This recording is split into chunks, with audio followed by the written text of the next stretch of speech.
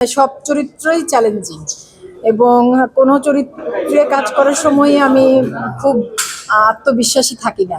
আমি আসলে চেষ্টা করি যে যখন যে পরিচালকের পরিচালনায় কাজ করি তিনি তার মানে নির্দেশনাটা অনুসরণ করতে, তিনি চরিত্রটিকে কিভাবে দেখতে চাইছেন সেই বিষয়টা একটু মাথায় নেওয়ার চেষ্টা করি।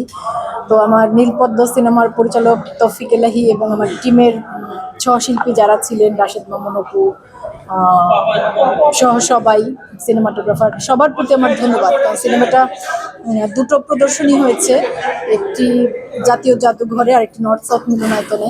আমার তো কোনো আইডিয়া আসে না, আমি তো অভিনেতা, মডেল, আমার কাছে কাজের প্রস্তাব আসে।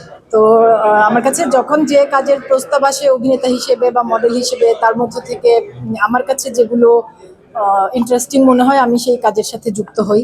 কেউ না বুঝলেও আমরা আপনার প্রয়োজন বুঝি, আর তাই তো অত্যাধুনিক ফিচার সম্বলিত বিভিন্ন সাইজ আর কালারের 250-টিরও বেশি ডিজাইন অপশন নিয়ে ওয়ালটন স্মার্ট ফ্রিজ বোঝে আপনার প্রয়োজন।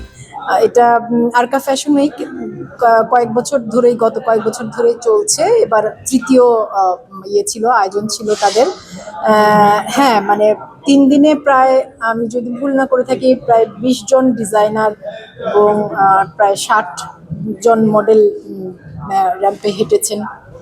তো আমার ডিজাইনার ছিলেন তানহা শেখ, খুবই তরুণ একজন ডিজাইনার, কিন্তু আমি ওর কাজ খুব পছন্দ করি। ওর সাথে আমার এর আগে একটা কাজ হয়েছে। আমার খুবই ভালো অভিজ্ঞতা। আমার ডিজাইনার তানহা শেখের প্রতি ধন্যবাদ যে তিনি আমাকে শো স্টপার হিসেবে ভেবেছেন। ওই কিউতে জেসিয়া হেঁটেছে। জেসিয়া সম্প্রতি মানে মিস বাংলাদেশ হয়ে মিস ওয়ার্ল্ডে, হ্যাঁ, বাংলাদেশকে রিপ্রেজেন্ট করেছে। একই কিউতে জেসিয়ার সাথে হাঁটতে পেরে আমি খুবই আনন্দিত, সম্মানিত বোধ করেছি। আমার কোরিওগ্রাফার ছিলেন আচরা মাহমুদ। আর সব শেষে আমার ধন্যবাদ আরকার প্রতি, কারণ আরকার এই উৎসবটা আসলে একেবারেই তরুণ প্রজন্মের জন্য, মানে জেনজি, মিলেনিয়াল। তো আমি নিজে মিলেনিয়াল। তো যেটা হয়েছে যে তাদের আসলে ইয়েটাই এমন যে সবার জন্য ফ্যাশন, এবং মানে সব রকমের ফ্যাশন, যে যেটাতে স্বচ্ছন্দ বোধ করে। তো হ্যাঁ, খুব ভালো অভিজ্ঞতা আমার। আরকার প্রতি ধন্যবাদ, আমার পুরো টিমের প্রতি ধন্যবাদ। এই তো। Thank you. Thank you.